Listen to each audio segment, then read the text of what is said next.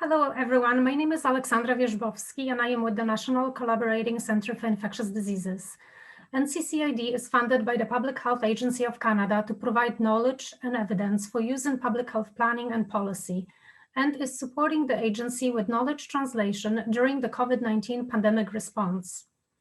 I would like to acknowledge that NCCID is located at the University of Manitoba on original lands of Anishinaabe, Cree, Oji-Cree, Dakota, and Dene peoples, and on the homeland of the Métis Nation. I welcome you to the Public Health Agency of Canada webinar for healthcare providers. Today's webinar focuses on COVID-19 vaccines, planning for immunization clinics. The webinar will begin with a pre-recorded presentation by Dr. Bryna Warshawski, a medical advisor at Public Health Agency of Canada, working on the COVID-19 vaccine rollout response. Following the presentation, there will be a live moderated question and answer session with the presenter and expert guests, Serge Menard and Jacqueline Koch. Serge Menard is a director for vaccine distribution at Public Health Agency of Canada. Jacqueline Koch is a senior policy advisor, COVID-19 vaccine distribution and logistics at Public Health Agency of Canada. Before we begin the recording, I just want to mention some housekeeping items. We are running this webinar through Zoom. If you have technical problems with Zoom, please email us at nccid@umanitoba.ca. For question and answer session, we will be using the Q&A tab. Please submit your questions to our experts there. You can like other people's questions to push them up in priority. We will try to answer as many questions as possible, but might not get to all of them. Speakers and hosts will use the chat tab for extra communication to attendees if need be, so please keep an eye on that tab as well. The recording of this webinar and the presentation slides will be available shortly after the webinar at nccid.ca. So we will move on now to playing the recording. Thank you very much, and thanks to NCCID for hosting this webinar. Today, we're going to talk about COVID-19 vaccines, planning for immunization clinics. So I have no conflicts of interest to declare, and just to state that this was recorded on February 17th. The objective of this session is to increase preparedness and planning for running COVID-19 immunization clinics. And we have a lot of things that we'll run through today. So we'll talk a little bit about the storage and handling and administration of the two currently available mRNA vaccines. Then we'll talk about how to select the sites for immunization clinic and their setup and flow. Talk about how to plan for the number of clients who may come to a clinic and the staff complement to vaccinate those clients. Talk about staff and volunteer training. Very importantly for COVID-19 clinics, infection prevention and control.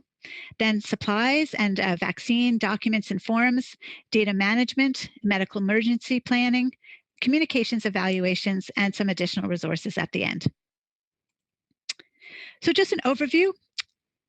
Immunization clinics are intended to vaccinate the largest number of people as quickly as possible. So there's a bit of a challenge in running immunization clinics. You want them to be as efficient as possible in order to vaccinate the largest number of people as possible in the shortest period of time. But you also want them to be very safe and effective. So you have to make sure that you don't compromise safety and effectiveness for speed.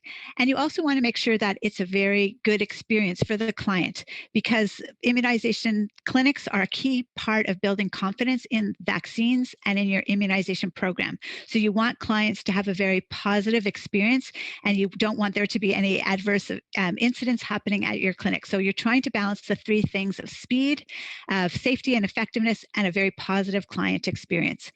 And of course, because all this is happening in the context of COVID-19, you also want to make sure that infection prevention and control is top of mind, because the last thing you want to happen in a clinic setting where people are getting together is to actually cause transmission of COVID-19, when the whole purpose of the clinics is to vaccinate people and prevent COVID-19. So what we're going to talk about in this presentation are some ideas and suggestions. They may work in some settings, they may not work in other settings. You will likely have your own jurisdictional plans. They may complement, they may not be in sync with your own plan. So they're really just suggestions and ideas for people to think about in case they offer help in planning or moving your clinics forward based on your existing plans. What's presented here is summarized as well in a document called Planning Guidance for Immunization Clinics for COVID-19 Vaccines. That's available on the Public Health Agency of Canada's website. So to note that we're going to be talking in this presentation about larger immunization clinics, but clearly that's not the only way to offer COVID-19 vaccines. There are many other mechanisms. In the future, there may well be vaccines available at healthcare providers' offices in the community. Pharmacies may be offering vaccines. There may be the opportunity for workplaces to offer vaccines to their staff members. There will be vaccines offered in congregate living settings. So we've already been offering vaccines in long-term care facilities for seniors, and in the future may be offering them for other congregate living settings. So delivering vaccines in those settings will be very important. Instead of having people come from those settings, offering the clinic actually where people are living. There may be the opportunity to do mobile clinics, so offer vaccines out of vans or in sites that move around your community. Home visits may be another way of delivering, as well as having walk-in clinics or drive-through clinics or parking lot clinics in more outdoor spaces. So many different ways to offer immunization, and some of the things that we'll talk about in this presentation may be applicable to those other settings where others may not be. So just to get us started, we'll talk a little bit about the key vaccine storage, handling, and administration recommendations with regard to the currently available mRNA vaccines. So just to go over them briefly, we have two mRNA vaccines available, the Pfizer-BioNTech vaccine and the Moderna vaccine. The Pfizer vaccine is stored at ultra-cold temperatures, whereas the Moderna vaccine is stored frozen. In terms of transporting these vaccines, the Pfizer vaccine is recommended to be used as much as possible at points of administration, but if it does need to be transported, it can be done either in the ultra-frozen state or the thawed state for up to 12 hours of transport, minimizing the jostling during that transportation when it's in the thawed state at 2 to 8 degrees Celsius. For the Moderna vaccine, the preference is to transport that in the frozen state, but it can also be transported thawed at 2 to 8 degrees as well. Again, here minimizing the jostling. The Pfizer-BioNTech vaccine requires a dilution with a normal saline diluent at 1.8 mils, whereas there's no dilution required for the Moderna vaccine. In time in refrigerator, the Pfizer vaccine can be held in the refrigerator for 5 days, whereas the Moderna vaccine can be held for 30 days. After first puncture, both vaccines have only 6 hours to be used. For the Pfizer vaccine, the first puncture is after it's diluted, whereas for Moderna, it's the first time you enter that vial. The maximum time at room temperature for the Pfizer vaccine is 8 hours, 2 hours before mixing with the diluent, and then 6 hours after mixing with the diluent, whereas the Moderna vaccine can be held at room temperature for up to 12 hours, but again, only 6 hours after it's first punctured. You can preload both these syringes. They are stable, both these vaccines, they are stable if preloaded into a syringe for 6 hours, but really the time starts from when you first enter the vial. So when you first dilute the vial for the Pfizer vaccine, or when you first enter the vial for the Moderna vaccine, you can't use the vaccine beyond those 6 hours. So if they're in a syringe, that's really when the time starts, is from first puncture of that vial. The number of doses per vial, 6 for the Pfizer-BioNTech product, 10 for the Moderna. The doses are different. So for Pfizer, it's 0.3 mils, and for Moderna, it's 0.5 mils. And there's a second dose required for both of them. And you should check with your local jurisdiction as to when these second doses are being offered. Just some key tips for administering the vaccine. We don't recommend gloves for administering vaccines. The only exception would be if your hands are not intact. And I would say that if you're working in a clinic where you require to use alcohol-based hand rub after every client and before every client, you probably don't want to have non-intact skin. So really, if your skin's not intact, you probably shouldn't be working in an immunization clinic. We also recommend gloves if there's an oral intranasal vaccine, which is not being offered at any of our current clinics. So basically, gloves are not recommended at our immunization clinics. As mentioned, alcohol-based hand rubs should be used before and after each client. Other key tips for administering are to check that the syringe doesn't have any particulates in it, there's no discoloration, and it's the correct dose in the syringe, depending on the product you're using, and that the vaccine is not cooled. That's particularly important for the Pfizer, BioNTech, and Moderna vaccines because at one point they were frozen, so you want to make sure they're thoroughly thawed by checking that they're not cold. You want to use alcohol swabs on the top of each vial before each time you withdraw from the vial and let those dry. When you're administering the vaccine, there's no need to pull back on the plunger. You just have to inject the vaccine.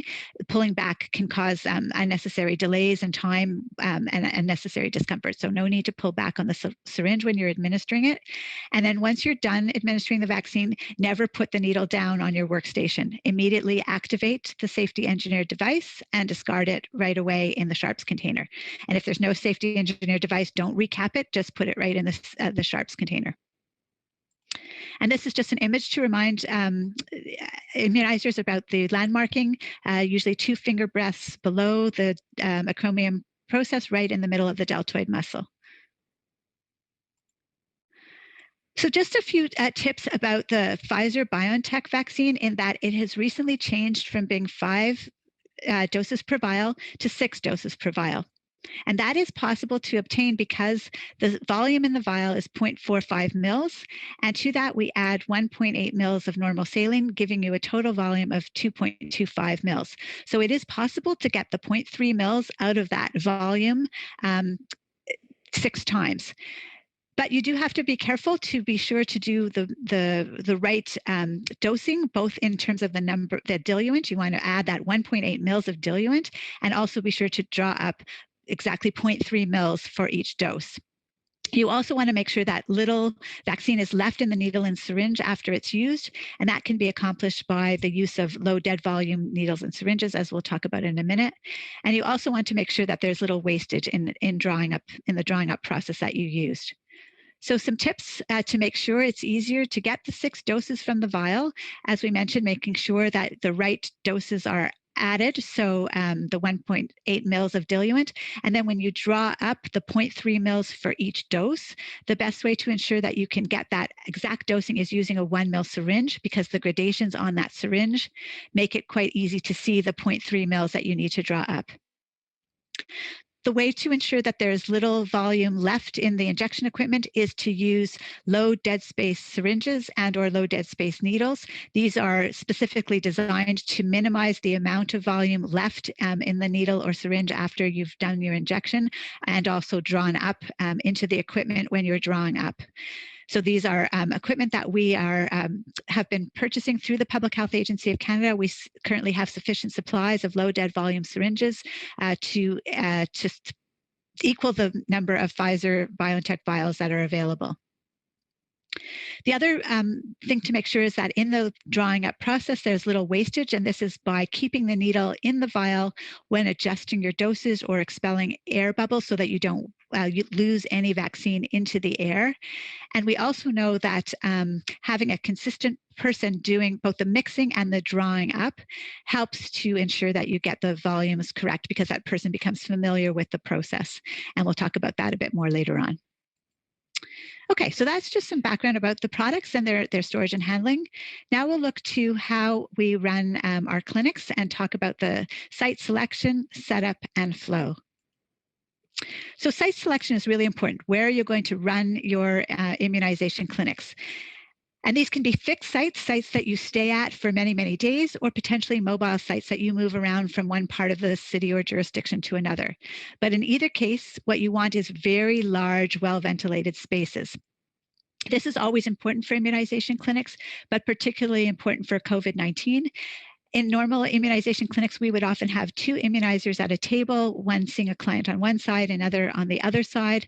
This isn't possible with COVID-19 because you want everyone to stay as far apart as possible.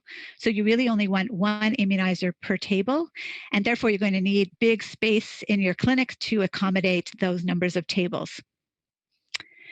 You also want the clinic to operate as much as possible in a one-way flow. So you come in one entrance, you go linearly through the clinic, and you never encounter people as you move from one stage of the clinic to the next.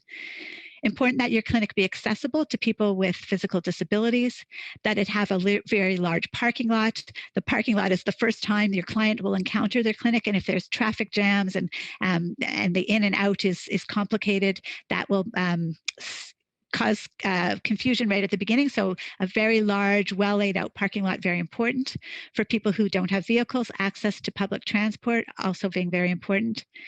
Within the clinic setting itself, ensuring that the infrastructure is good so that there's good lighting, ample washroom facilities, internet connectivity, large separate spaces for staff to take their breaks. So if you are allowing staff to take their breaks inside the clinic, we want to make sure that it's a separate space and it's very large, because we don't want people in while taking their breaks, staff to cause the risk of transmission from one person to the other.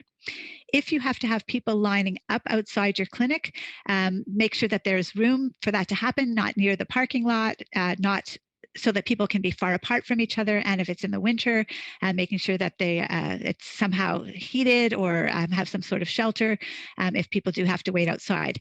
You'll see in our clinics, we're recommending that for the most part, appointments be used as much as possible to avoid people having to line up, because of this need in COVID-19 context not to have people waiting near each other.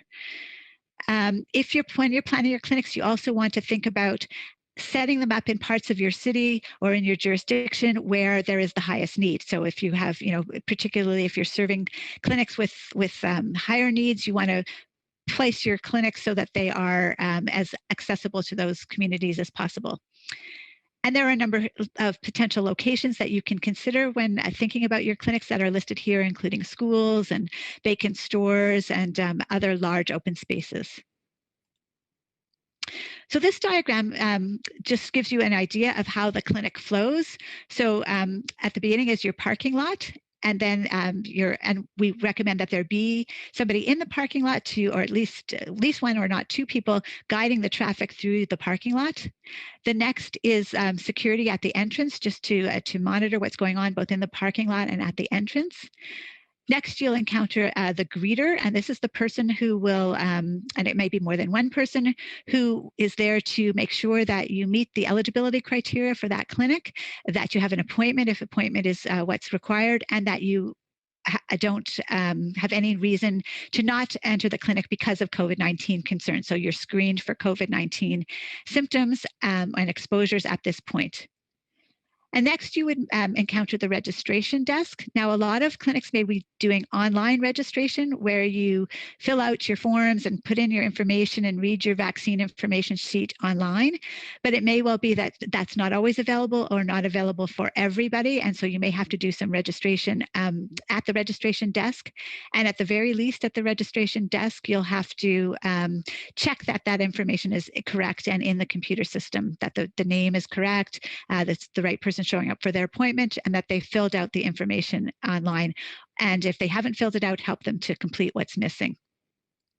So you'll see that then we have these arrows. So if you fail the screening or you don't have an appointment or you're not eligible, you would obviously then exit the clinic. But if you are eligible and you haven't failed the screening and everything is fine with the registration, then you would proceed to this pre-immunization waiting area.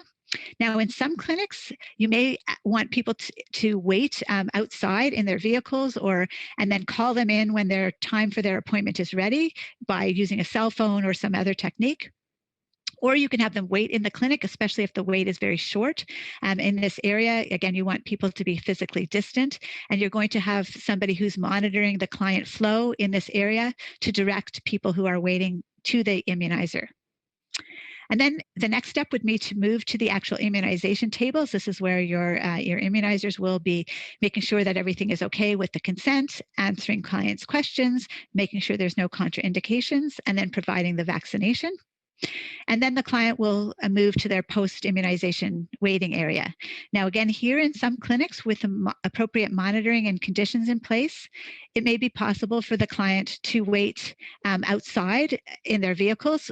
But if not, then they may have to wait within the clinic. And here there's some special stipulations to make sure that clients are waiting as far apart from each other as possible to prevent the transmission of any COVID-19 infection in the clinic.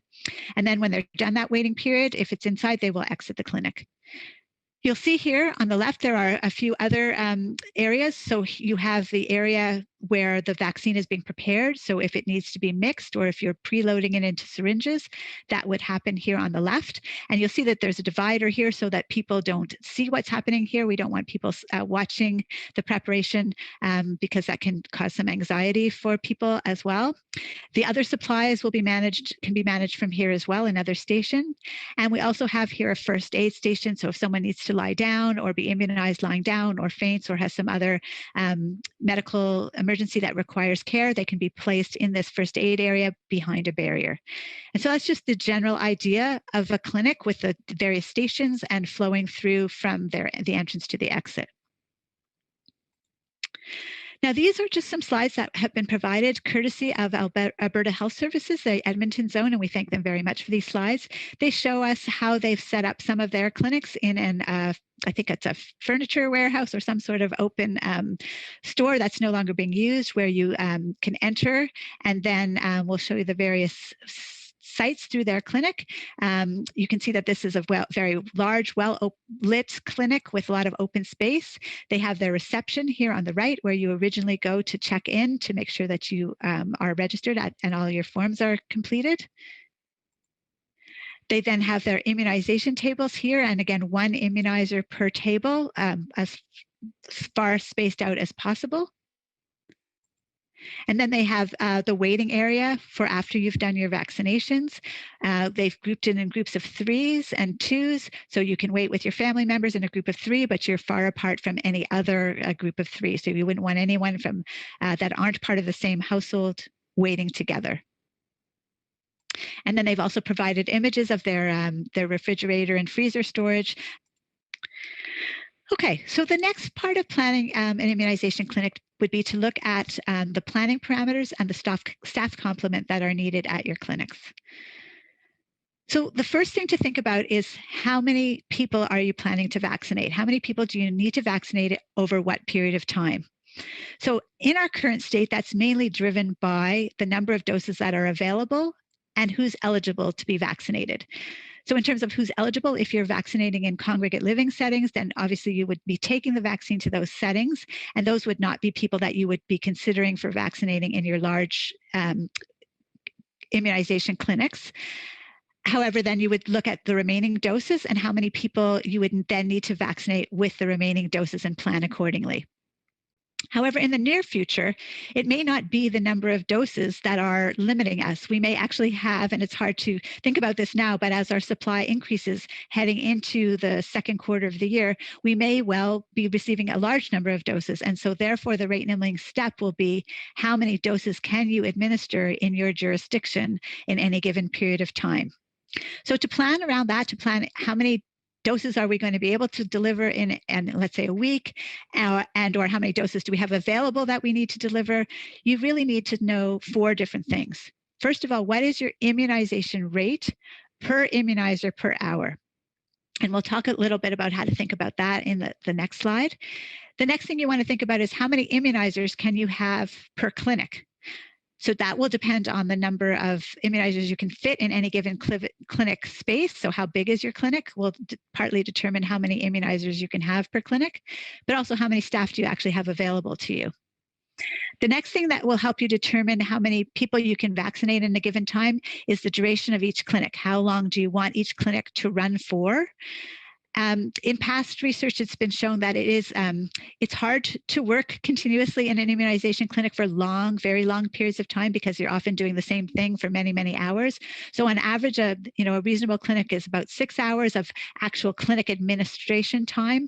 Obviously, people will need to be there before, so that makes it a 7-hour clinic for staff. You could maybe stretch that to, 7 hours of administering, so an 8-hour clinic, but you don't want to go too long because it does become very tiring for people working in those clinics. You could also think about offering 2 shifts at an immunization clinic. So you could run a shift that starts very early and goes for 6 hours, and then a new set of staff comes in to take over and runs into the evening. And then you also want to think about how many clinics can you run in a jurisdiction per day and per week? How much can you support in terms of your infrastructure, in terms of running clinics? And when you're planning clinics, important to think about making sure that there are some at night or in the evenings and some on weekends as well, because you want to be able to accommodate people who are working and who have various schedules as well. So the first thing to think about that we mentioned in terms of planning your clinics is how many immunizations can one immunizer give per hour? And these numbers that we've put here are very rough planning parameters. You may find that they are too high, especially at the beginning, and depending on the vaccines that you're doing. You may find as you speed up, you are actually able to accommodate these numbers. So use them with a grain of salt, and maybe when you're starting your clinics, you might want to start on the lower end. But as just for our example here, if you have everything completed before, so you have all your consent forms are completed, they're all ready to go, perhaps your clients have had opportunity as they're waiting to answer, have all their questions answered, and there's a continuous flow of clients to your immunizer, and the syringes are already preloaded, then you could, with a very well-run clinic, get up to, let's say, 14 immunizations per immunizer per hour. However, if the immunizers are themselves having to load the syringe, then of course that will decrease the number of immunizations they can provide per hour. So maybe 12, maybe even 10 immunizations per hour. And if the immunizer has to do the mixing, as we know we know mixing is required for at least the Pfizer-BioNTech product right now, then that of course will slow down even more. And so if they had to mix, it may be, we said 11 here, but it could be even less, like 10 or 9 immunizations per immunizer per hour. So these are just general planning parameters, but if everything is working smoothly, there's a continuous flow of clients, preloaded syringes, everything's done with the consent, you might be able to get as high as 14 immunizations per immunizer per hour. Obviously, the rate will be slower in your first clinics. They'll be slower if your staff have not been doing this before. They'll be slower if you're seeing clients with special needs, or if you have younger children who often take a little bit of discussion to get them vaccinated. It'll be faster as you gain experience, as the clinic gains experience, as you have staff with more experience. If you're vaccinating couples or families without children, that's often will increase your rate, because let's say the couple sits down together, you only have to go through the questions once, only go through the counseling once, and so you speed up your rate that way. So this gives you some idea of how to plan your clinics. And as an example, in a 6-hour clinic with 30-minute break for staff and everything preloaded and running at that 14 immunizations per immunizer per hour, with 13 immunizers, you would be able to see about 1,000 clients. With 6 immunizers, you'd be able to see 450 clients. So it gives you a rough idea of how to plan your clinics. You sort of have to choose what you want for your immunization rate per hour. Again, at the beginning, you might want to choose a lower number than what's listed here, but you may find with experience that you actually do get up to somewhere around these rates, and that will help you. It's the key parameter for planning your clinics. So then you want to think about, okay, where are going to be your sources of immunizers? Who will you be able to get to help you be the actual immunizers?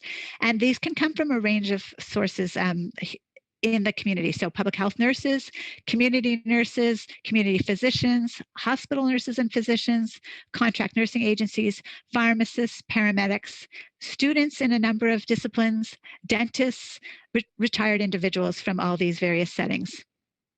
Other things to think about in terms of your staffing is in smaller or rural or isolated communities, or in smaller Indigenous communities. You might want to think about not running any other activities to free up the nursing staff within the jurisdiction. You might want to consider sharing staff between communities or mobile immunization teams to help with the staffing for your immunization clinics. So I want to just talk a little bit about syringe preloading. Syringe preloading is something that's really important for the running of an efficient immunization clinic. Although it's not used and maybe not be the strategy in some jurisdictions, where it is available to be used, it definitely helps the clinic run as efficiently as possible. In order to preload the syringe, you have to make sure, of course, that the vaccine that you're using is stable in the syringe. And we know that the two products that we have available, the Pfizer-BioNTech and Moderna vaccines, are stable in the syringe for up to 6 hours. But of course, we know the 6 hours actually begins, as we mentioned, from when that vial was first punctured. So even though they can remain in the syringe for 6 hours, the 6 hours starts from when the vial itself was first punctured. If you're going to do syringe preloading, it's best done if there's only one product with one lot being used at the clinic. That way, you don't have to even worry about labeling, because you know there's only one product and one lot at that clinic, and everyone knows that that's what's being used at the clinic.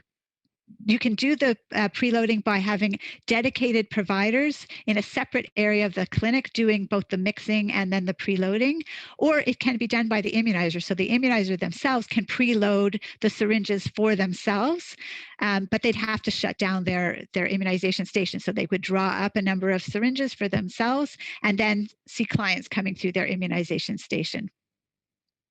Now, if the vaccine requires mixing, as we know the Pfizer-BioNTech product does, or in the future if we get adjuvanted product that require mixing, it's recommended to have one dedicated person doing that, because it's a task that you really have to just keep doing over and over. You can really pay attention to that task if you have one dedicated person doing it. So that one person drawing up the diluent, entering it into the vial, marking on the vial exactly when that vial has been diluted, the actual date and time, so you know. And then you can have separate, what we call preloaders, who take that diluted vial, or if it's not a diluted product, just take the vial, and they are the people who are loading into the syringes. And this will help with the speed, so these people will become proficient at that, and also will become proficient in being sure to get the maximum number of doses out of each vial. And that's particularly important for the Pfizer-BioNTech product now, where we're getting the 6 doses out of the vial. Now, you do want to preload the syringes to keep your clinic running efficiently, if that's how you choose to run your clinic, but you don't want to preload,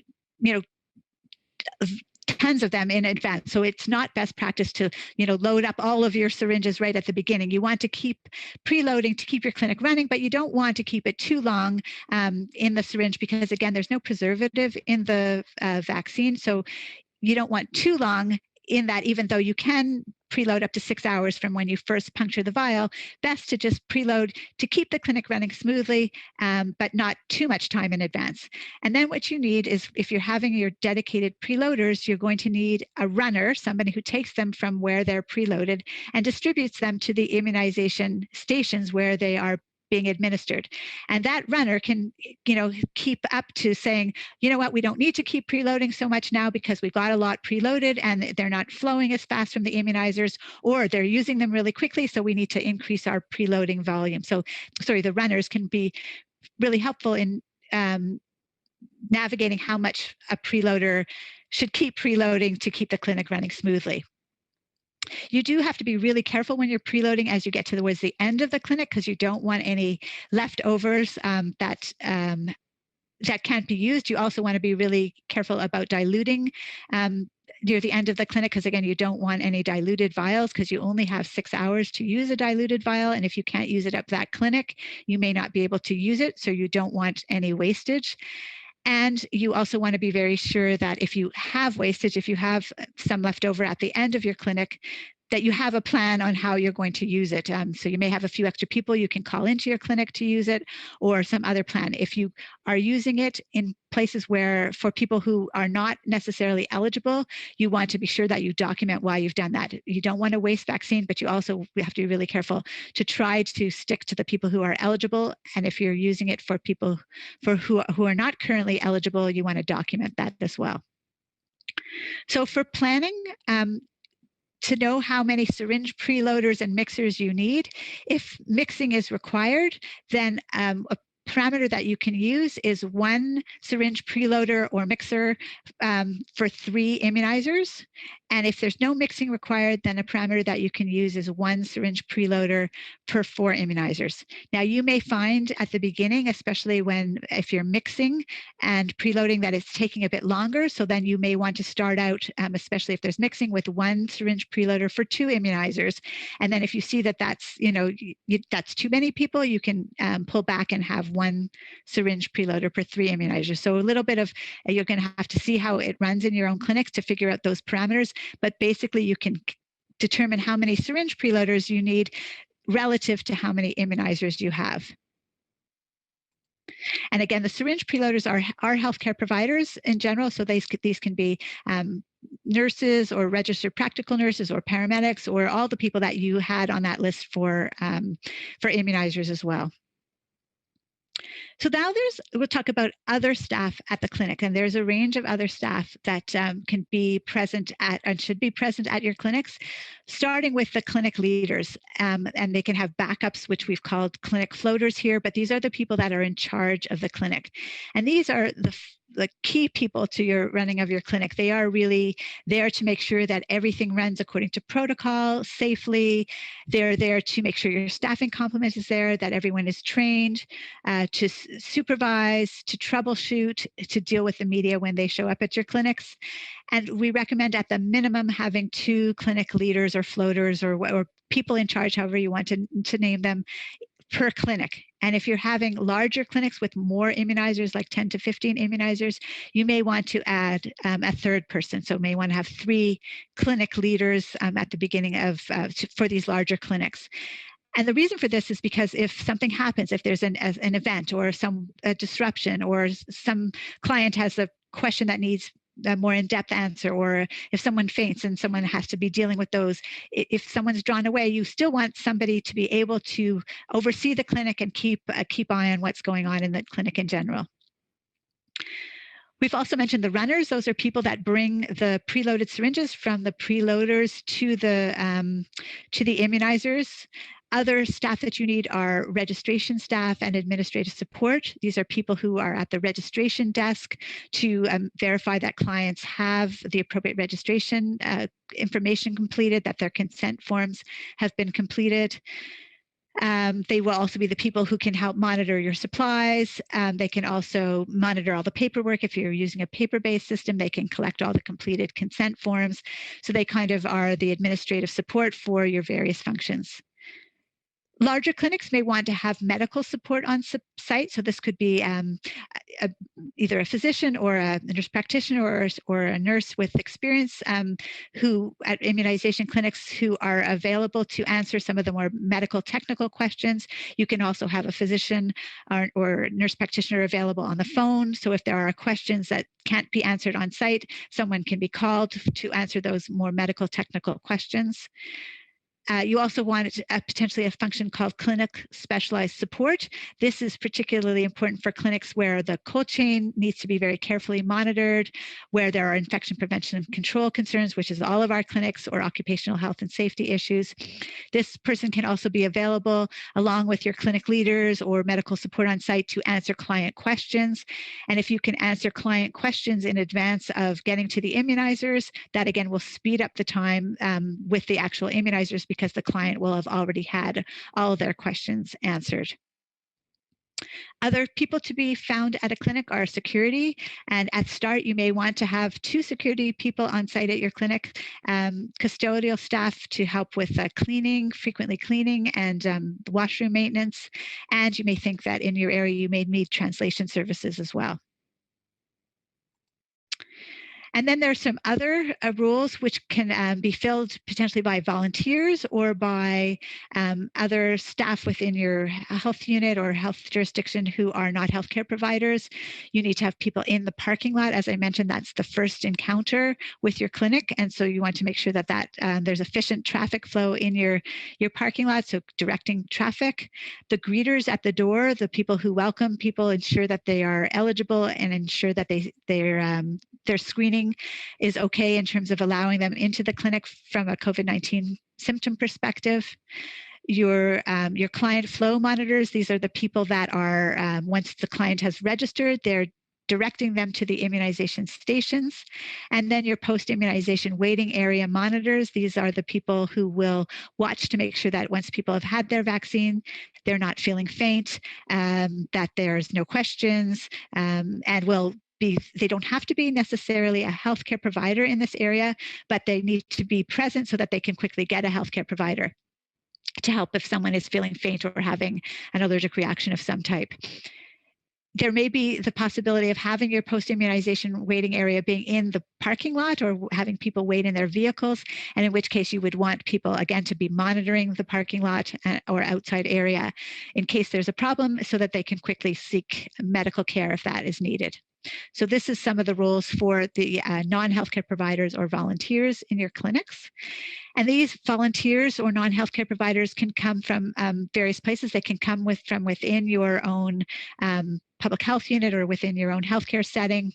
They can be volunteers from volunteer organizations and communities, from local businesses, from the general public, from within your hospital or health unit, as mentioned. They can be military personnel if they're available to assist, or Red Cross personnel. So really just tapping into the resources within your community to find people to fulfill these roles. And then, of course, in planning the clinic, there are the people that are not at the clinic, but key to making sure that all this operations run smoothly behind the scenes. So here you have your immunization campaign leader. This is the person who is leading the whole orchestra, in charge of the overall planning for the clinic, going to be organizing all the planning meetings and making sure that all the various roles are working together to fulfill their functions. You'll need a medical support person who plans the medical aspects of the clinic, plans all the training materials, does the training, ensures the management of adverse events after reactions that could occur in the clinic, like fainting and anaphylaxis, are all planned for, provides the information about the specific vaccines and the medical technical pieces with regard to the use of those vaccines. Then you're going to have the person responsible for the human resources part of the clinic, the scheduling. These are finding the staff, onboarding them, scheduling them, and managing all the scheduling changes. People who need to move clinics or can't make clinics or can't attend because they have developed symptoms or are not well or for other scheduling reasons. Very important to have that flow of information through key human resource personnel. Finance, of course, all the financial pieces of running a large-scale operation like your clinics. Logistics, finding your sites, setting up your sites, getting all the right supplies, and making sure that they are transported to the clinics and set up within your clinic locations. Your administrative assistants, they're responsible for organizing and packing the supplies and documents and all the data entry. Your epidemiologic support and database management, these are the people who set up the systems by which you're going to keep track of all the information that happens at your clinics in terms of the numbers of clients, the no-shows, the wastage, all the things that you'll need to manage. IT support, of course, that will be key to making sure that your hardware, your software, your internet connectivity is all going to be able to work at your clinic locations. The specialized support functions, these are the people who will monitor that all is in place in the clinics in terms of infection prevention and control, and the cold chain management.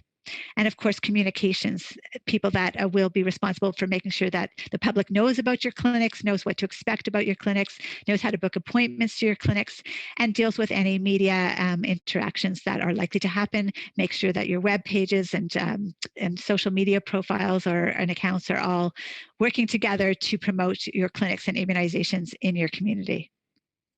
Okay, so now that you have your staff complement, the next thing to do would be to figure out the training for your staff and volunteers. In previous times, we would be able to do that in person. It would be fairly easy, but because we can't get people together, we know we have to figure out other mechanisms for training. So this would be things like online webinars, training modules, question and answer periods, and discussion groups, as well as written training materials. So that's training that can be done in advance. There's also just-in-time training. So for the staff that are working at a particular clinic, you may want to offer those staff particular training, which can be done virtually in advance of the clinic. So you can have a little web meeting or Zoom meeting before your clinic so that people can get together and understand how each clinic is going to run.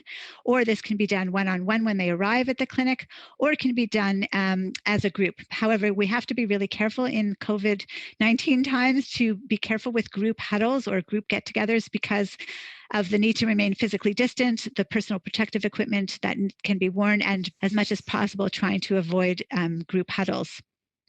Other forms of training will be to have the clinic leader sort of observing what's going on in the clinics, making sure that everyone is following the appropriate protocols and techniques that have been set out.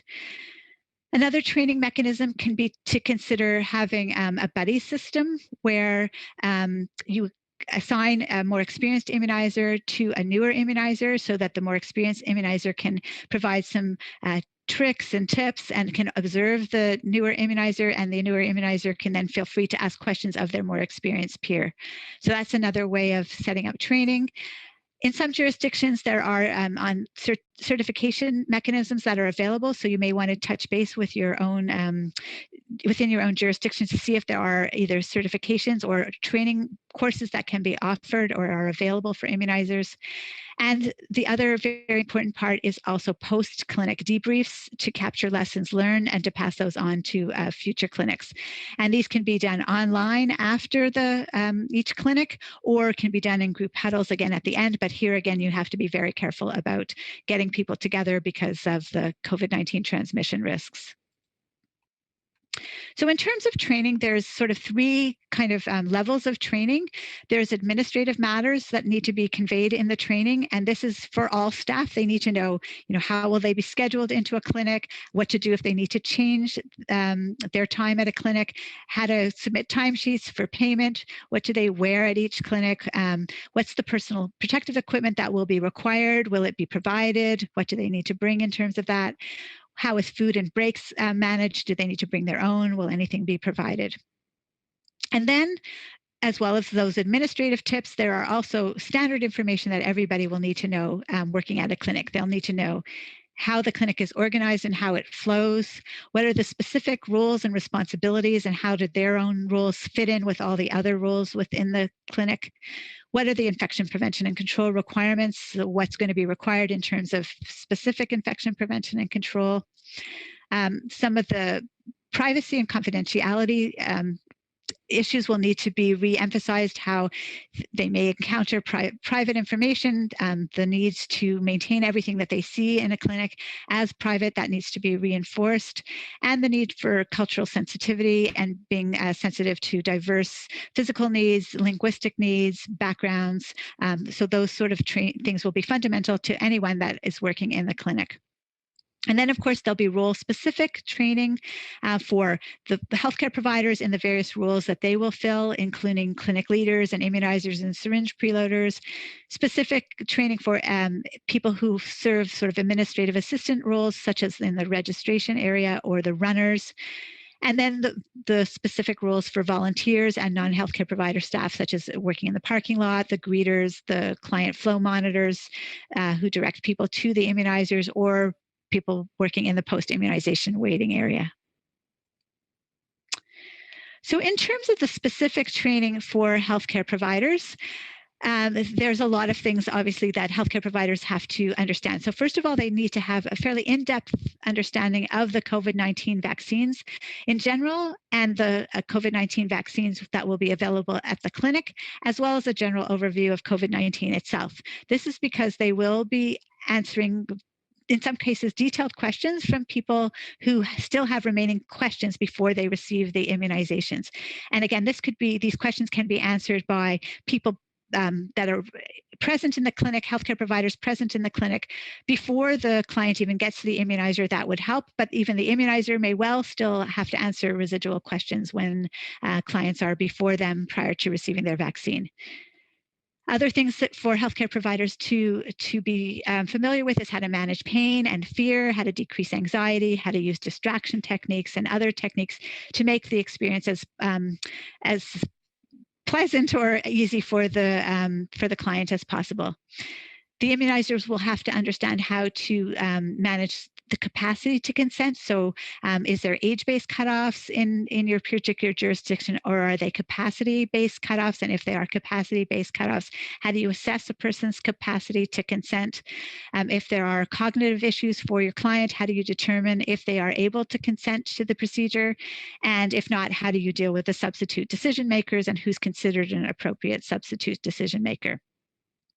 Then there's the process of actually obtaining informed consent, so ensuring the client has the appropriate information, they've read the vaccine information sheets, they've had the opportunity to ask any questions, the immunizer ensures that they don't have any of the contraindications or precautions, and then are able to proceed with the immunization. Healthcare providers will have to know all those things that we've talked about preparing the immunizations, if they're doing those rules, so how to mix them, how to preload them, if that's their role. And then, of course, how to administer the vaccines, if that's their role, including the appropriate landmarking that we've talked about, the appropriate disposal, not putting it down on the work surface, the safety engineered devices, disposing it in the sharps container, and then all the post-immunization counseling. So what to do if you have adverse events after an immunization, both in the clinic and once you've left the clinic, coming back for your next clinic, scheduling your next clinic, if you need a second dose, all that is part of the post-immunization counseling. And that needs to be provided as part of the training. Training will also have to include how to do the documentation, both the document that's given to the client and the documents that are kept as the record for the clinic. Healthcare providers will need to be trained on how to recognize and manage fainting and anaphylaxis, how to prevent and manage needle stick injuries. If it's their role, they'll have to understand how to store and handle the COVID-19 vaccines, including all the cold chain requirements, and also have to be up to date on their CPR training in case that's needed. So the next thing that we'll talk about is infection prevention and control. As we've mentioned, this is extremely important for prevention of COVID-19 transmission within the clinic. So we've talked about large open spaces, minimizing crowds, having appointment-based systems are really important to keep the flow in the clinic such that people can remain separate from each other. Keeping people 2 meters apart at all times, physical barriers at registration, immunizing tables as far apart as possible, and screening at entrance is all very important strategies. As well, clients should wear a mask at all times during their experience in the clinic. And if they can't wear a mask, then they should be quickly brought through the clinic or attend at the beginning and the end when there are no other clients in the clinic, if at all possible. Another part of the experience where we want to make sure people stay as far apart as possible is the post-immunization waiting area. And here we've listed some strategies that if it's possible, people can wait outside, if they're accompanied by a responsible adult, if they feel well with no history of fainting or allergic reactions. They need to remain on the grounds and need to have a mechanism by which they can notify staff if there's a problem, such as honking their horn or having the person with them call on the phone. And then being advised not to leave the clinic until at least 15 to 30 minutes afterwards, as advised by the healthcare provider.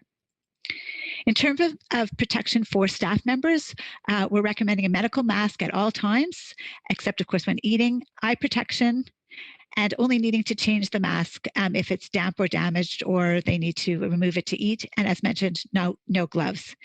We've already mentioned alcohol hand rub before and after each client, positioning the client so that they're not facing the immunizer, so that they face away from the immunizer, and trying to limit the contact of the client with the immunization tables or surfaces.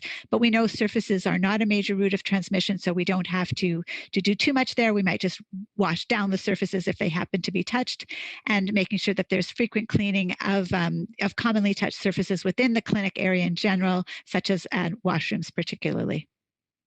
The other very important thing to consider is how staff take their breaks.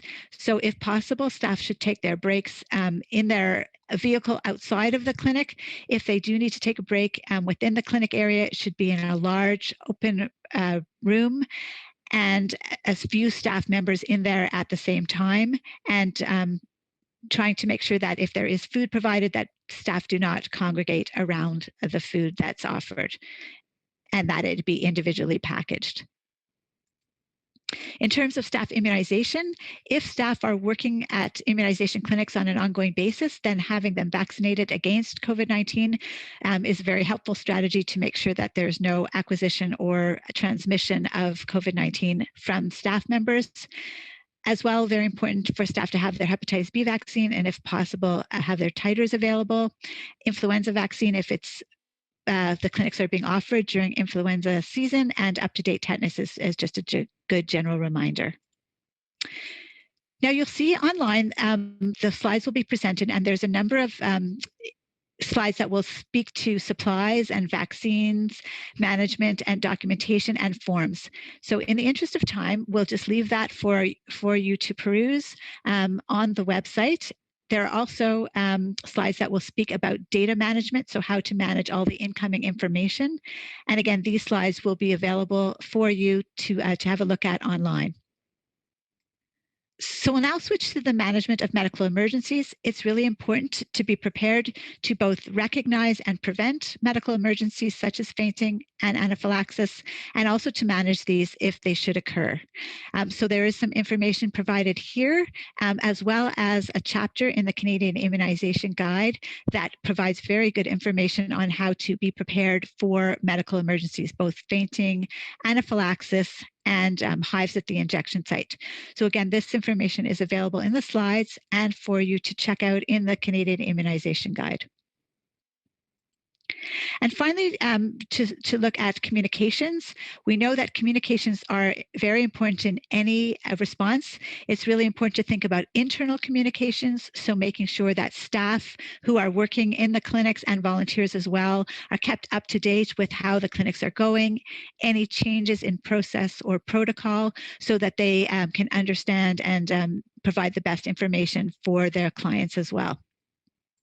So a variety of different mechanisms can be used for internal communication, and external communications is, of course, key to a mass immunization campaign. So clients should understand in a very straightforward, consistent manner how to who's eligible for the clinic, where to go to get vaccinated, what to do prior to being vaccinated, what to bring with them to the clinic, that they should eat before they attend the clinic, that they shouldn't attend if they feel unwell. So all that should be readily available for clients in terms of communication. It's also very important that clients know that once they're vaccinated, they need to continue to follow the precautions, so that once you're vaccinated, you still need to maintain physical distancing, wear a mask, follow all the recommendations of public health officials. Clients will also need to know that they need to return for a second dose, and that they need to be reminded of when that will happen. So in terms of communication with clients and the general public, a lot of communication mechanisms can be used, such as mainstream media, television, radio. You want to ensure that the communications are culturally sensitive and provided in appropriate languages for the community that you're serving. And you also want to consider who's actually being eligible for the vaccine at any given time, and target your communications to them specifically. You also want to make sure that your public that you're communicating to knows a lot about the vaccines, as much as possible about the vaccines, how they work, what the side effects are, how they're being monitored. So there's some suggestions in the slide deck around the communications with respect to the particular vaccines that are being offered. So very important for communicating and public confidence in the vaccinations and the vaccination program. Other people that are very important to consider in terms of communication is how you'll communicate with your media about the vaccines, the vaccine program, your immunization clinics, and when they are occurring as well. So very important to have good relationships with your media.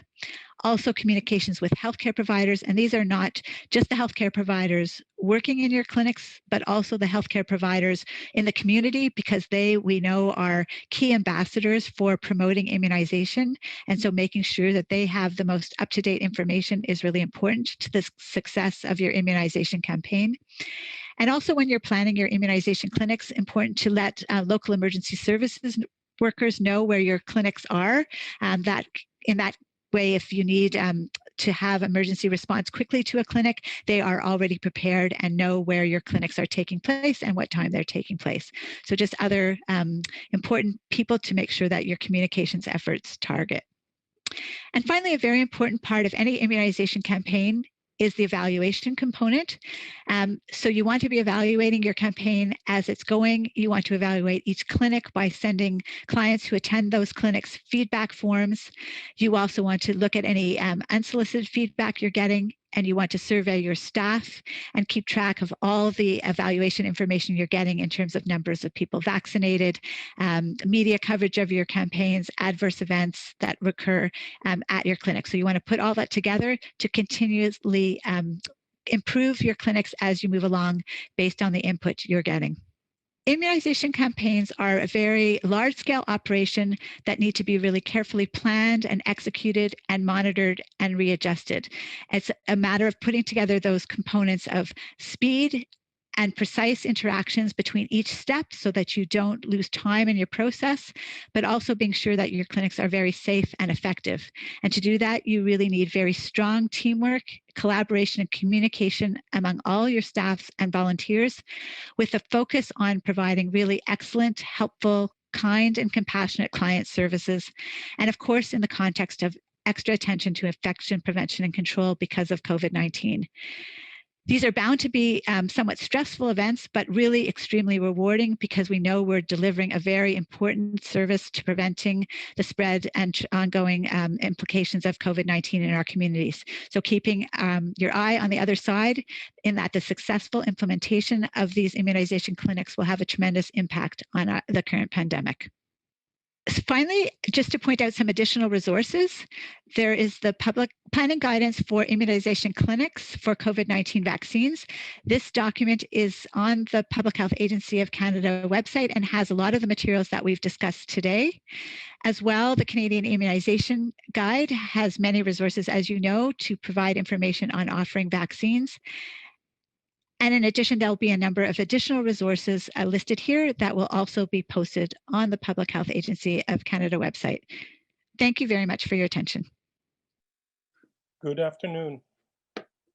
My name is Yoav Kainan, and I am the Scientific Director of NCCID, an infectious disease clinician. Thank you for listening to the discussion, and thanks to our presenters. I would like to invite the presenters to join for the Q&A session.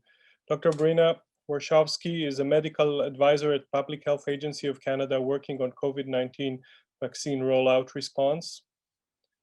Please join us. Colonel Menard is the Director of Vaccine Distribution at the Public Health Agency of Canada. Welcome. And Jacqueline Koch is a Senior Policy Advisor of COVID-19 Vaccine Distribution and Logistics for Public Health Agency of Canada.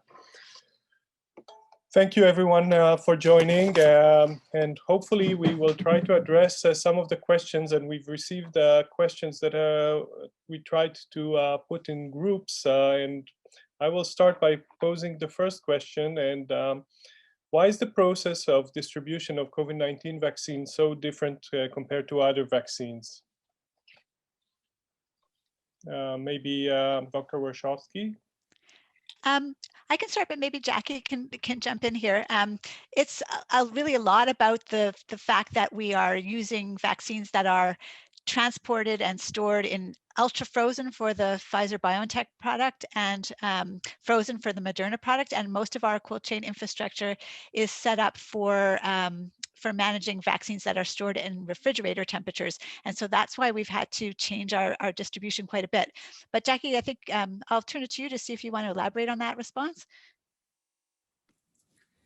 Thank you, Brenda. And I guess the other thing that I would add is that for each of the different vaccine candidates that the Government of Canada has signed advance purchase agreements for, we've got different arrangements with the manufacturers for how the vaccines will actually arrive here in Canada and then be distributed to the provinces and territories. So the Pfizer-BioNTech vaccine, for example, they have their own logistics service provider, which brings the vaccine directly from the manufacturer to the point of use. Whereas for Moderna, the government of Canada is facilitating the logistics service provider to move those vaccines around the country. So there's some very different logistics pieces in play. As Brian has said, the cold chain, the actual management of the end-to-end logistics services for these vaccines are different to what we would see for our normal vaccine programs. Thank you. Maybe with that, we'll skip to a question that is related and about the vaccine distribution in rural and remote communities. How is that planned, and how does that compare to the distribution within urban centers? So I can start, or Jackie or Serge, I don't know, do you want to? So bottom line is, as Jackie was mentioning, with the Pfizer-BioNTech product, it's delivered directly to, the manufacturer is delivering it directly to points of administration. And so those are being coordinated through the provinces and territories. Well, the provinces particularly, because the territories are not using the Pfizer-BioNTech product, but they're using mostly the Moderna product. But for the places where Pfizer is being delivered, that can be done even into remote and isolated communities. So that's being organized. As Jackie mentioned, the Moderna product is being delivered through the Government of Canada to, it can be directly also to administration sites, or can be to the provinces or territories for subsequent redistribution. And so each province and territory will have their own mechanisms by which they're getting those products into the more rural and remote locations. And I know we've done a lot of purchasing equipment for the Public Health Agency, by the Public Health Agency of Canada, to support that sort of onward distribution. So Serge, I don't know, do you want to add anything, Colonel Menard, about those, the equipment and that we've been using to try to support getting product to the various rural and remote communities? Yes, Bryna, so thank you. As you mentioned, provinces and territories, they have their own ways of distributing to isolated communities. And at the federal level, we have Procter Credo cubes and mobile freezers as well to provide to provinces and territories to assist with the distribution. But as it was mentioned, it's really within each of the jurisdictions to decide how the distribution is done. But at the federal level, we can assist with the federal logistics service provider as well. Excellent. And just a follow-up question on that. To this point, has there been any issue where the storage conditions were obstacle to distribution to rural and remote sites, as far as you're aware?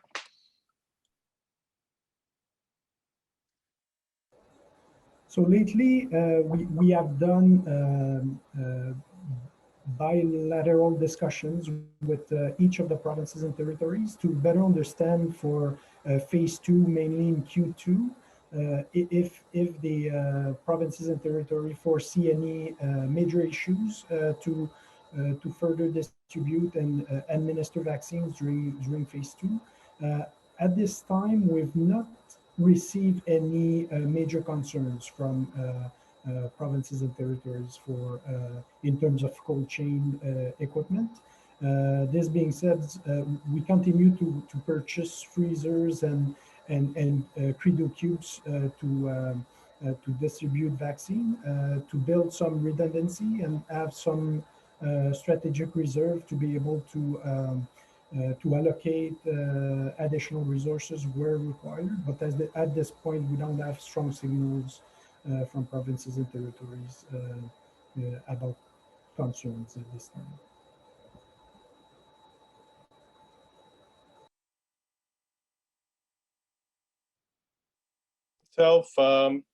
Do you have information about the protection offered after second dose? When, at what point are individuals considered protected? Yeah, so it's Brian, I can take that question. So that's a very good question. We know that immunity takes a while to develop, particularly after the first dose. It takes about 14 days, 12 to 14 days. And by then, there is a good level of immunity and protection. We know that from the clinical trials, that even one dose of mRNA vaccines appears to be giving good protection. So it does take about 14 days for that to kick in. And then you've got, good protection from the first dose. And then when you get the second dose, you'll potentially get even better protection. So being vaccinated does not mean that you can change your practices. So there's not a particular point where you change your practices based on immunization. You will have good protection after the first dose, somewhat higher protection after the second dose, but neither of that means that you can stop wearing a mask or that you can, get together with people. You need to, regardless of your vaccination status, continue to follow all the advice of local public health officials. The vaccines that we have are very good, but no vaccine is perfect. And until we get the community transmission down to a level where everyone can ease up on precautions, even if you're vaccinated, you still have to follow all those precautions. So people should, again, still wear masks, remain physically distant, just go out for essential things as per the recommendations in your community. And that's regardless of whether you're vaccinated or not.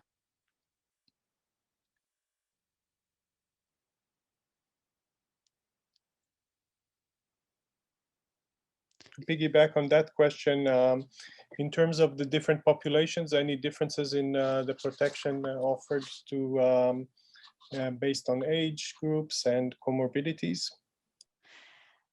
So the clinical trials that we have, especially for the mRNA vaccines, have covered the range of age groups from 18 years of age and over for the Moderna vaccine, 16 years of age and over for the Pfizer vaccine.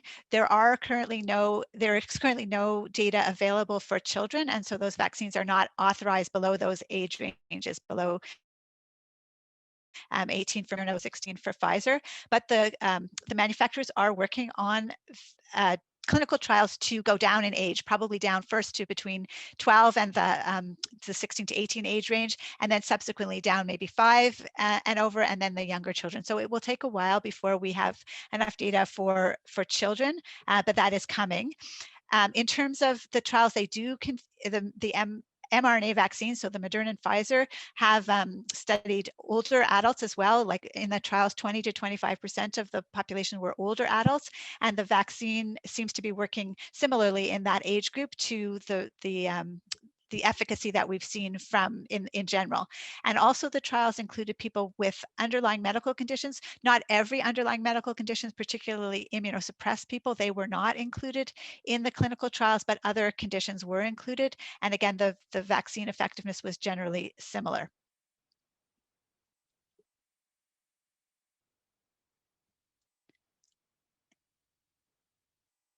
Based on the real life results from other countries, from Israel with 1.2 million immunized, the comparisons offers a glimpse at the fact that the vaccine is protective in older adults and individuals with comorbidity, obesity, etc. So even when broken down to the groups that weren't extensively included in the trials, it seems to be effective. So that's encouraging.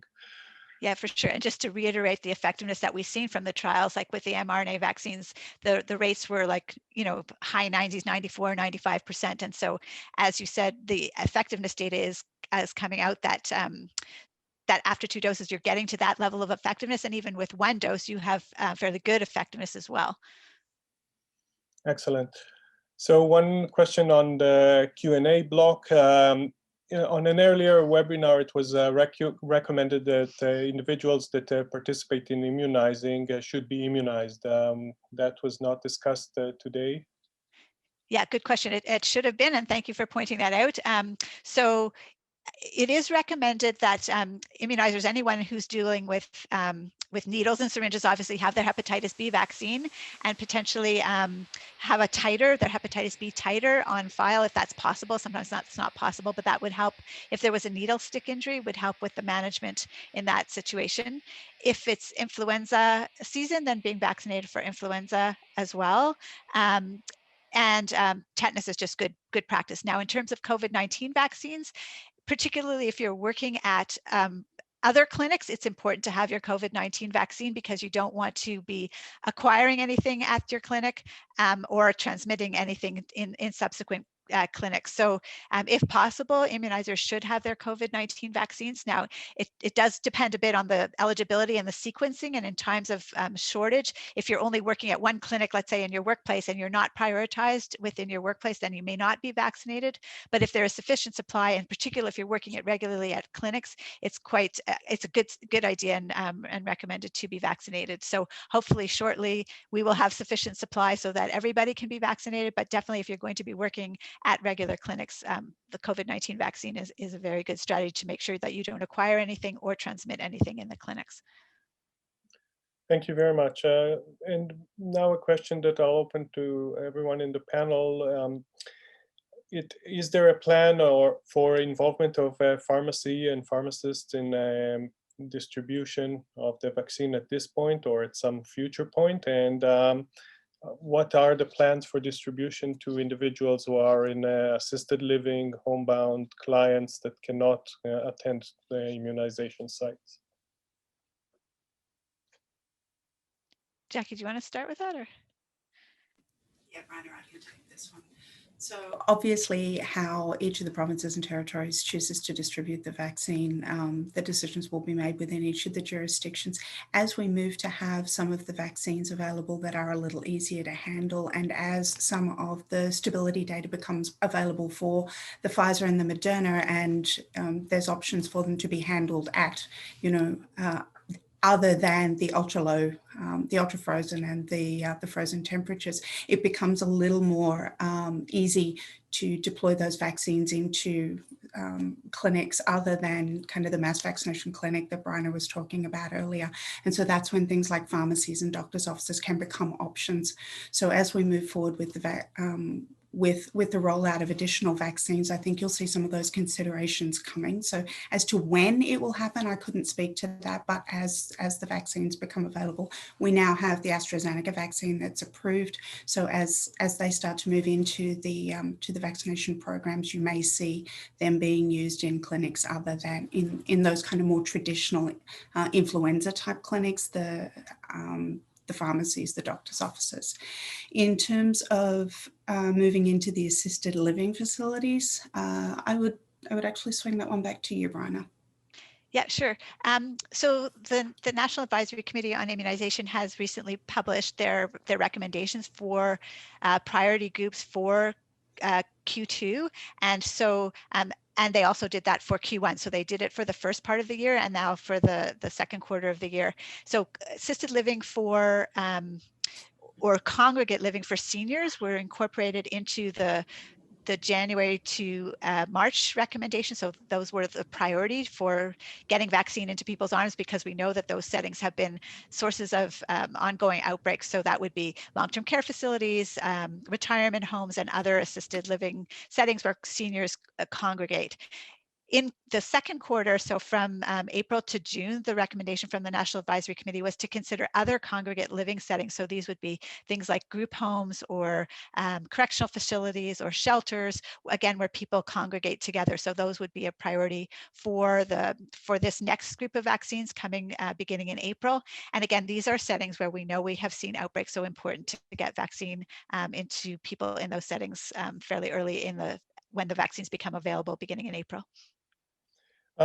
And how do you address the cold chain in individuals where you need to administer the vaccine outside of an immunization center? Yeah. Do you want me to start with that, or? So those have been some challenges, because we know that the vial, if you're going to, let's say, well, if you're going to a home care visit, that could be a challenge because you have to only bring 1 or 2 doses. And so what some people have been doing is to bring the vial and then transport it from one place to the other after it's been punctured very carefully, not to shake the vials in any way, or sometimes they've been transferring from one place to the other in pre-filled syringes. Now, these are not necessarily the way the manufacturer has advised that these products be transferred, but sometimes you have to do things in order to make things practical, because you don't want to waste these vials, and so you sometimes do have to transport either the pre-filled syringe or the punctured vial from place to place. In larger settings, the nursing staff have been sometimes going into those settings, and they go in there. They can go in there with either vaccine, because either vaccine can be transported either in the frozen or ultra frozen state or in the refrigerated state. The manufacturers have allowed transport for up to 12 hours in the refrigerated state when it's thawed. So that makes it easy to take either the Pfizer-BioNTech vaccine or the Moderna vaccine into these congregate living settings to offer vaccine. And as Jackie mentioned, we just have authorized the AstraZeneca vaccine, and that can also be used in some settings. Thank you. I would say just to build on that, if I may. I would say just to build on that, that coming back to a question that we had earlier when we were talking about remote and isolated communities, we're finding that those that kind of innovation, and Brian is saying that, sometimes you do need to step outside what is, the recommended in terms of moving the vials. We have been finding that for some of the provinces and territories, moving those small numbers of vials in the thawed state to those remote communities, using helicopters, using boats, all sorts of different modes of transport to get into what are our most remote communities, has been quite successful, and they've been sharing those best practices across each of the provinces and territories with the smaller units and health units, just to kind of share what's working, what's not working, what they've tried, and documenting it and sharing it with the manufacturers and sharing it with us, so that our knowledge of the stability data is growing all the time. Thank you. Thank you. And just to re-emphasize that the transport is for 12 hours in the thawed state maximum, but it still has a shelf life in the refrigerator. So the Pfizer vaccine can be kept in the thawed state in the refrigerator for 5 days, and the Moderna vaccine can be kept in the thawed state in the refrigerator for 30 days. So it gives you lots of flexibility once it's arrived in those communities to use it within those timeframes. Excellent. So a question here in the Q&A block again is from a COVID fatigue perspective of immunizers. Can you provide some more insights on how do you meet staffing needs and avoid burnout and trauma? Do you have any practical suggestions? You covered it in the talk to some degree. Yeah, good question. So I guess working in an immunization clinic is a really interesting, very rewarding experience. You get to see the community and you get to provide a service, which in this scenario, people are so anxious and interested to receive, like, just so excited to be getting their vaccination. So it's a very exciting and rewarding experience from that perspective, but it is also can be a tiring experience. They can be noisy, big open spaces, lots of people, although we are trying very much in the COVID era to keep people separate and not have crowds or waiting.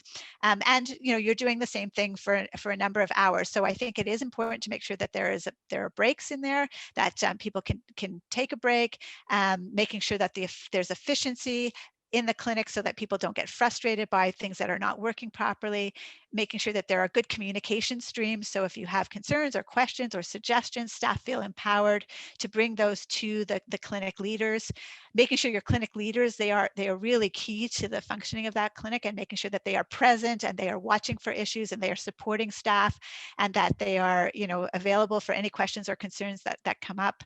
And in the terms of your system, seeing how many clinics you can accommodate each week so that you don't maximize and burn out people in terms of having them working at too many clinics. So you really have to be flexible and have good communications and good supports, I think, to maintain that that level of enthusiasm and engagement among staff when it is somewhat stressful and it can be somewhat repetitive, but also hugely rewarding. Thank you. Now, in terms of, I'll move to a couple of other questions on the effect of vaccine on carriage or transmission of the virus. Do we have preliminary answers on someone who has been immunized? Can they still carry COVID and transmit it to others? Yeah, so that's a really good question. So for the mRNA vaccines, we don't have a lot of data. We have a little bit for the Moderna vaccine from the clinical trials that did suggest that people who were vaccinated with their first dose were less likely to be infected without symptoms, so asymptomatically infected, and therefore you would presume also less likely to transmit the infection without knowing that they were infected. We don't have that from the clinical trials with the Pfizer-BioNTech product, although we are seeing some preprint studies that are coming out from various jurisdictions that are using it, which do suggest that the Pfizer-BioNTech product may be able to decrease asymptomatic infection as well as symptomatic infection, and therefore prevent transmission from asymptomatic individuals. For the AstraZeneca vaccine, they did study that more specifically and did take swabs from people's noses on a regular basis after they were vaccinated, comparing the vaccinated people and the unvaccinated people, and did not find there that it decreased the asymptomatic infection between the vaccinated and the unvaccinated people. We don't know exactly what that means for their ability to onwardly transmit, but there didn't seem to be a protection from asymptomatic infection, although we know that the vaccine works, 63% of the time in preventing symptomatic infection. It didn't seem to decrease asymptomatic transmission, but again, we don't know what that means asymptomatic infection. We don't know exactly what that means in terms of ongoing transmission. Thank you very much. And now maybe another question for rural and remote communities. In terms of vaccination in communities that had outbreaks during the first wave, what's the approach there in terms of someone who's had the COVID, whether it's confirmed or not, and ability to administer the vaccine? Yeah, good question. So the National Advisory Committee on Immunization, and their statements are all online. You just can Google National Advisory Committee on Immunization. They will, there's a COVID section for their COVID vaccine guidance. And in that, they have said that people who have had COVID can be immunized. Obviously, you don't want to immunize someone who is infectious because you don't want them to come out to your immunization clinics because there's a risk of transmission. So anyone who's currently infectious should not go to an immunization clinic.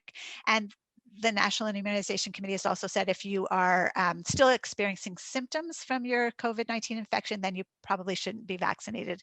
Well, you shouldn't be vaccinated until those symptoms resolve. If your infection has resolved, then it's sort of up to you whether you want to be vaccinated or like right after, or you want to wait a period of time. What is known is that after an infection, you likely have protection at least for 3 months and probably up to 6 months. And so some people may consider deferring or delaying their immunizations until after that time period, especially when there is a shortage of vaccines, because that will allow people who have no protection to be vaccinated first. But if people do want to be vaccinated with the vaccine, then that is fine to do as well. So it's kind of a personal decision whether you want to wait a bit to be vaccinated if you've been infected, or do it right away. But you can't do it until you're not infectious and until your symptoms have resolved. And there currently are some countries who have made some recommendations that if you've had COVID-19, then perhaps you don't need the 2 doses of vaccine and you only need 1 dose of vaccine. And that's something that's also being assessed at the moment to see whether 1 dose of vaccine might be sufficient for people who have already had COVID-19 infection. And maybe Colonel Menard, how do you manage that in some remote settings where communities have had high positivity rate? Does that affect how you go into a community with immunization campaign? That's a good question, and Brian, I don't know if you have any information on that, but again, it depends on how the province and territories they set up their clinics, and some example that we saw as well is to use mobile clinic while distributing the product. So I presume that yeah, one way, if we see, if the provinces or territories see an outbreak in some isolated community, that could be a priority for vaccinating. But yeah, Brian, I don't know if you have anything additional to add. Yeah, no, definitely a good point. Like if there's an outbreak going on, you may want to go into that community more rapidly than was originally scheduled. The one thing to note is the vaccine probably does not protect anybody who's already been exposed to the virus. So the vaccine doesn't work to protect you if you've already been exposed in your incubation period. It will, though, and it does take, as we mentioned earlier, about 2 weeks to get a good response. So if you're not already exposed and you don't get exposed in that 2 weeks while you're waiting for the vaccine to work, the vaccine can then prevent further transmission in the community. So it is a strategy that can help prevent spread in a community when there's an outbreak. And if the community has already had an outbreak that's resolved, I don't think provinces and territories are necessarily considering that to say, oh, we'll delay that community, because in any community, there are going to be people who have not been infected, and you still want to offer protection in those communities. Thank you. Is there a maximal time interval between the doses of vaccine that render it less effective? And the second bipartite component, can you exchange or interchange vaccine for the second dose between Pfizer, Moderna, and whatever else will come in after AstraZeneca is rolled out? Yeah. So good question. So it's really interesting with vaccines. They actually work like sort of differently than drugs. So in fact, when you have a vaccine, if you delay the interval between the first and second dose, you either get a similar or oftentimes a better response. So we know that the shorter the interval between the first and second dose, you may not get as good an immune response as if you lengthen that interval between the first and second dose. There's something about how our immune system becomes mature as we wait that period of time after the first dose, how it develops its immune response to that first dose, that actually often makes you have a better immune response if that second dose is given later. So basically any immunization advice is if you missed the time period when you're supposed to get your second dose, you just get it whenever you remember. So let's say you forget or whatever it is, or you miss your appointment, you just come back and get it whenever you can. And you never need to restart the series. And as mentioned, in general, the longer the interval, it's either the same or often better immune response with that longer interval. Now, in terms of switching products, it's recommended that the first and second dose, as much as possible, be done with the same product. So if you've had Pfizer BioNTech vaccine for your first dose, that your second dose be also the Pfizer product. And similarly, if you've had Moderna for your first, then that be your second, and same for AstraZeneca. So same product is the preferred. Now, if you, for some reason, don't know, but you know you had an mRNA vaccine, for instance, then you can potentially switch from one mRNA vaccine to the other. And there are also studies, particularly in the UK, they're doing a study to see if you can switch between, let's say, the AstraZeneca vaccine and an mRNA vaccine. And they're studying which order you can do that in, whether it can be AstraZeneca first and then mRNA, or mRNA and then AstraZeneca. So those studies are actually being done, and we'll have more information coming out from the results of those studies to determine how much interchangeable they are between one product and the other. But for now, the best approach is to try to keep your immunization record. And if you don't have it, the place where they vaccinated you, they will have it, so that you try as best you can to get the same product for both your first and second dose. Excellent. Maybe switch gear a bit to some of the adverse effects. What do we do in terms of individuals who have allergy that is anaphylaxis? How do we approach that? And what do we do with individuals who experience Guillain-Barré or other neurologic syndromes from vaccines in the past? Okay, so good question. So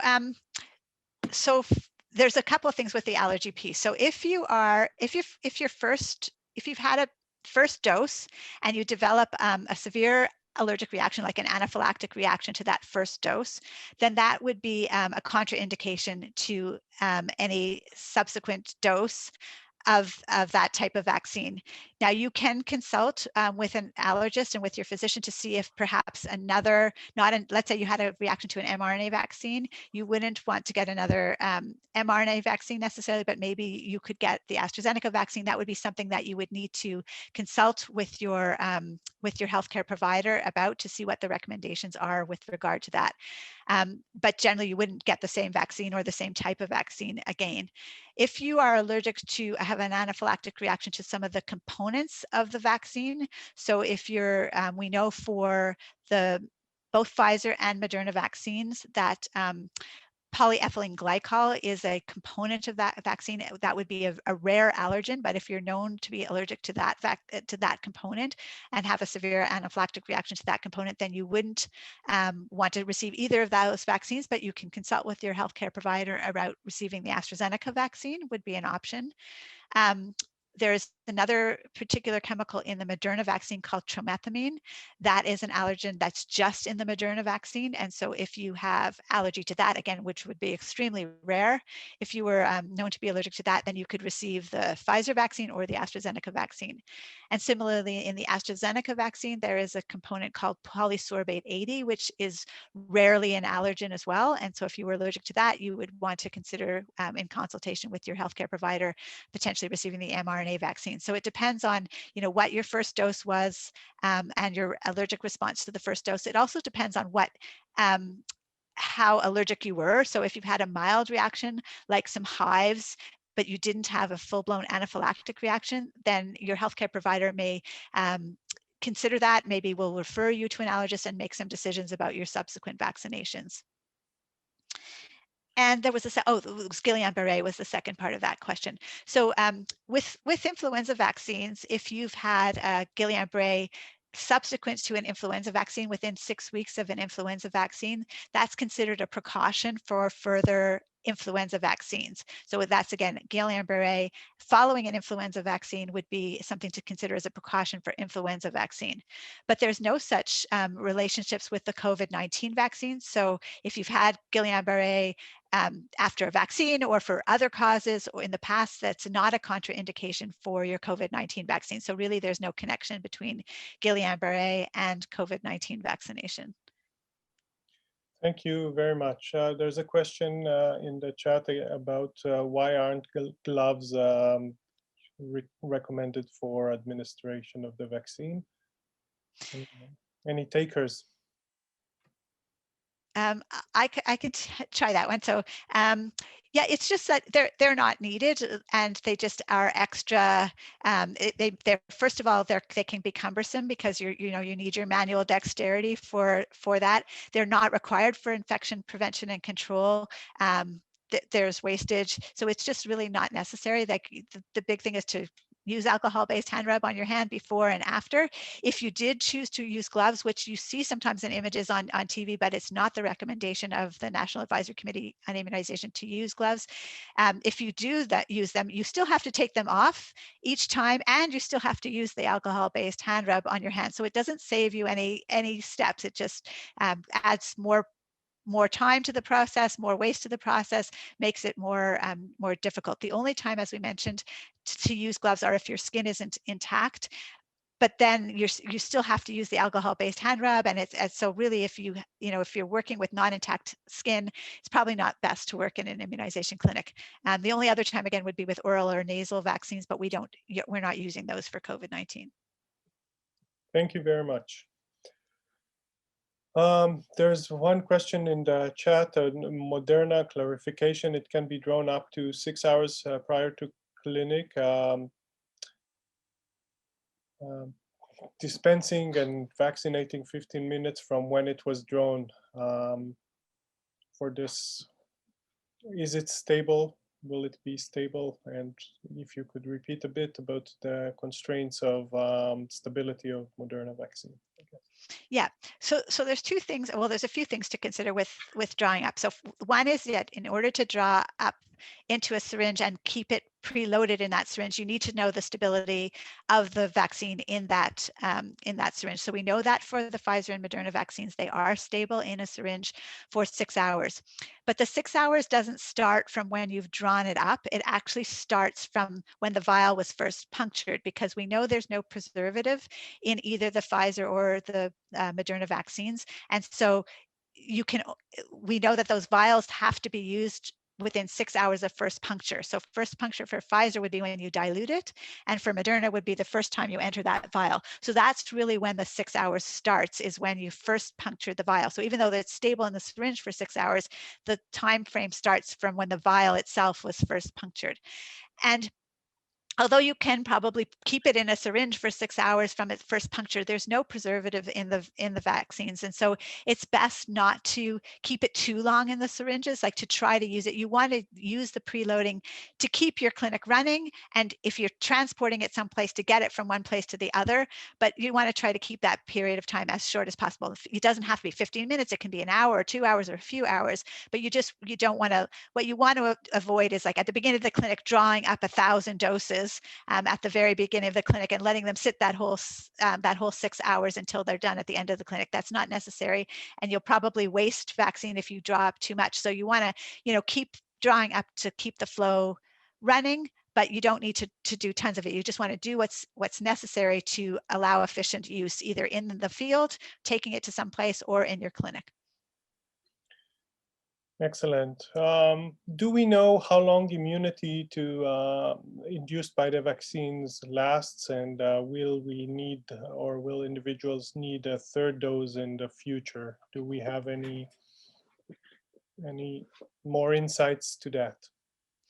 Yes, so we know that the vaccines in the clinical trials worked out to about 14 weeks, because that was the longest period of time in the clinical trials when they first read out their results. But since that time has been moving along. So we will have, as the manufacturers continue to analyze the recipients in their clinical trials, their participants in their clinical trials, they will get longer durations of protection from the results of those clinical trials as they go out over time.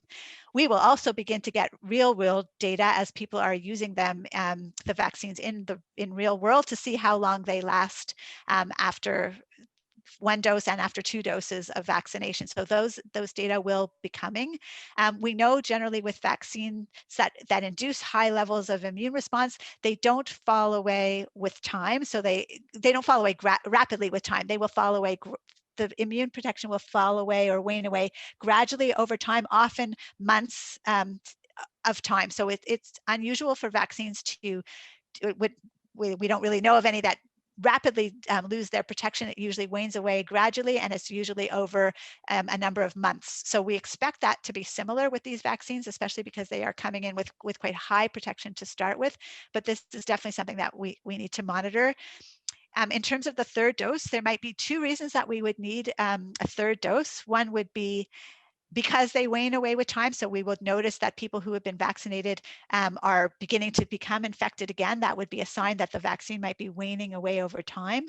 Or it may be that these variants of concern, these new mutations that emerge in our community, if some of them emerge that are not as our vaccines don't work quite as well against, the manufacturers may consider re-engineering or redesigning the vaccines to accommodate for these new variants that are circulating, and that may be another reason to have a third dose in the future. So when and if and what type of vaccine that we will need in the future still is an open question, and we'll have to all sort of monitor what's happening from the clinical trials and from real life experience to see how that plays out in the future.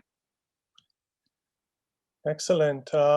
So I think I will ask one more follow-up question on that. In terms of the coverage of the current vaccines that you discussed, or that we discussed today, in terms of Moderna and Pfizer, what's the protection for the current circulating variant strains? And is there already development in the works for them to cover the emerging mutants? Yeah, so that's a good question. So the predominant strain that we're seeing circulating in some parts of the world is either the regular strain that we had before, or this new variant called B117. That is the strain that originated in the UK. And those strains were not circulating at the time of the clinical trials, so the data from the clinical trials does not necessarily inform the response, but it is the strains that have been circulating in a number of jurisdictions that have been using the Pfizer-BioNTech vaccine particularly, which is Israel and the United Kingdom. The B117 is fairly prominent in those communities, and we know that the Pfizer vaccine that they are using has been performing very well in those communities. So we're fairly confident that the Pfizer-BioNTech vaccine, and by translation, the Moderna vaccine, which is very similar, will work well against the B117 vaccine. The issue is the B1351 strain, which is the strain that originated in South Africa. That strain, when they do some of the immune studies, looking at the immune response, perhaps has somewhat of a lower immune response, but it isn't a predominant strain in any of the jurisdictions that are using the Pfizer-BioNTech vaccine or the Moderna vaccine right now. So we don't really have real life experience on how the vaccine would work against those strains. That strain's particularly circulating most commonly in South Africa, and at the moment they're not using either of those vaccines. So we don't really know the effectiveness against that particular strain, but that's something that we need to watch closely. Thank you very much. And just the last question before I'll cap off this fantastic discussion. Will there be a written guidance that is available for immunizers to look at and to refer to? Yes, so there will be on the Public Health Agency of Canada's website a number of resources. So we're posting, there's consent information to help with consent for the Pfizer and Moderna vaccines, and also will be one with regard to the AstraZeneca vaccines. And we're also producing materials for healthcare providers that help summarize some of this information. So summarize the efficacy from the clinical trials, the side effects, the contraindications, and the general use of the vaccine. So the Public Health Agency of Canada is developing those tools and resources, and they should be available shortly on their website, on our website. Thank you very much. I think with that, I would like to thank Dr. Warshawski for the presentation, and thank the entire panelists for answering and participating in this lively discussion. Thank you very much. The NCCID will be hosting more Public Health Agency COVID-19 webinars for healthcare providers. For more information, you could look at our website and register online. The registration is open on nccid.ca. Recording of the slides from today's presentation and the webinar will be available as well on our website. So I would just ask you to fill the evaluation at the end of this presentation, so we can improve our products, so you can enjoy the future webinars even more. Thank you very much, all of you, and have a great afternoon.